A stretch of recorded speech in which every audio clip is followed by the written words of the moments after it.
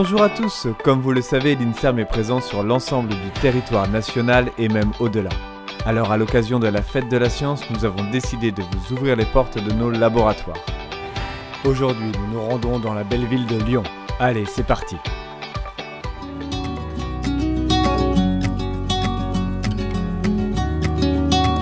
Bonjour, bienvenue à l'Institut Neuromyogène. Donc, nous sommes un laboratoire qui est installé depuis 4 ans au sein de la faculté de médecine, qui regroupe une communauté de chercheurs qui étudient les muscles squelettiques et le système nerveux pour comprendre la mise en place et le fonctionnement du système neuromusculaire dans des conditions normales et dans les conditions pathologiques.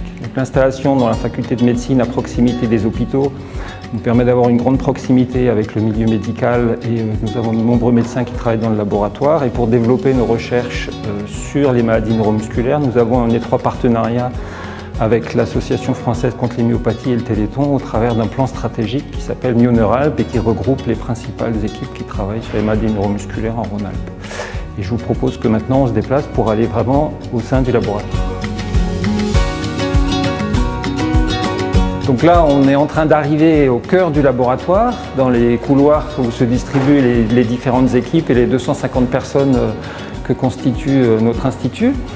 Et on va arriver devant un panneau qui résume un petit peu nos travaux. Alors sans rentrer dans le détail, pourquoi travailler avec l'INSERM, le CNRS et l'Université Claude Bernard Lyon pour comprendre comment fonctionnent les muscles et les neurones qui contrôlent ces muscles? Une des raisons, c'est que ce système est la cible de nombreuses maladies génétiques. À peu près 150 maladies génétiques rares touchent le système nerveux et musculaire. Et comprendre le fonctionnement normal de ce système, ça permet de comprendre comment il dysfonctionne dans les pathologies et d'imaginer des traitements. Alors au-delà de ça, on s'est rendu compte il y a une quinzaine d'années que de plus, le système musculaire, quand il est en bonne santé, nous permet de vieillir dans des conditions beaucoup plus favorables. Et de surcroît, de grandes études épidémiologiques ont montré qu'un système neuromusculaire qui fonctionne bien protège également contre le développement de maladies cardiovasculaires, de maladies neurodégénératives comme Alzheimer et Parkinson. Donc, on a une recherche très fondamentale avec l'idée que la compréhension qu'on aura du système nous permettra de développer de nouvelles approches de prévention et de thérapie. Donc, ce que je vous propose maintenant, c'est qu'on aille visiter 2 de nos équipes qui développent des travaux spécifiques sur des questions scientifiques particulières et qu'on regarde un petit peu comment ils font.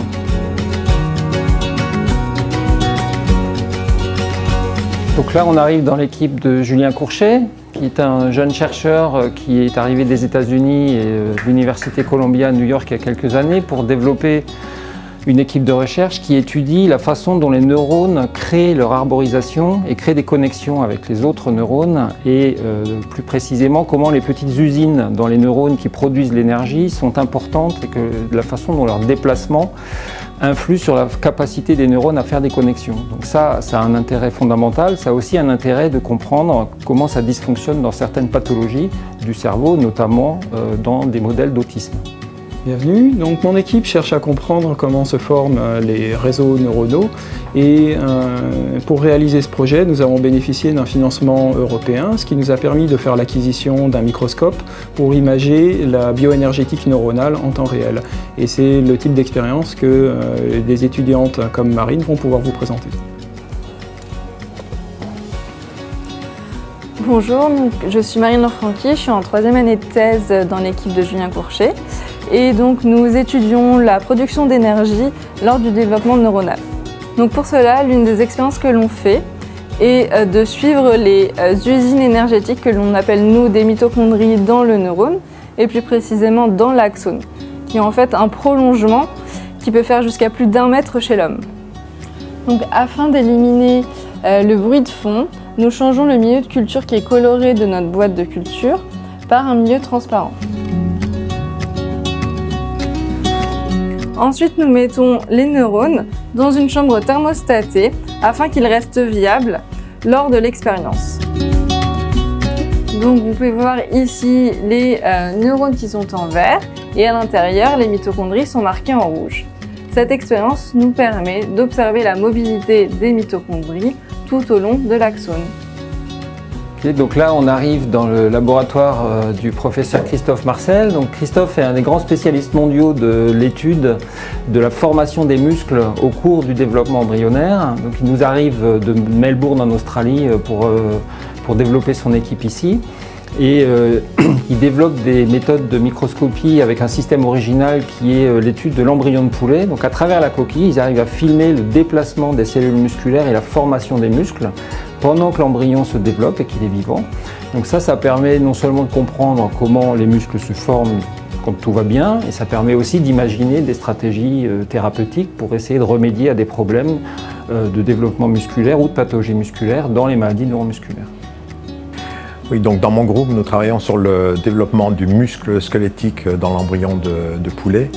Et une des caractéristiques principales de ce modèle animal, c'est qu'il est extrêmement semblable, en fait il est identique à l'embryon de souris ou à l'embryon humain pour ce qui est du développement musculaire.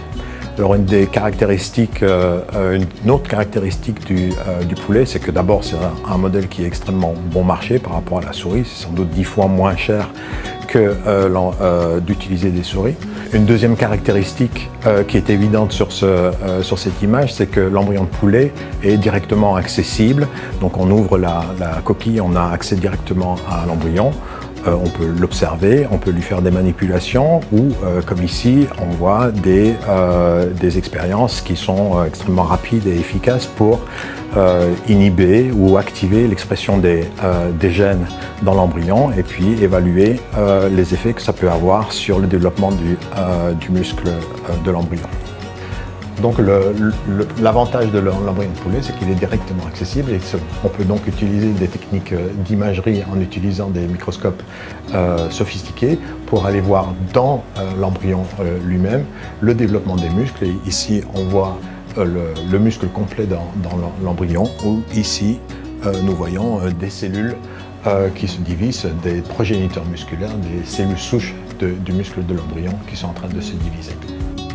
Oui, donc c'est avec cette grosse machine qu'on appelle un microscope confocal biphoton que nous faisons ces images que je vous ai montrées tout à l'heure de cellules souches du muscle de l'embryon de poulet. Donc on fait ces images-là dans le tissu, dans l'embryon qui est vivant. Bon, la visite est terminée, j'espère que ça vous a plu.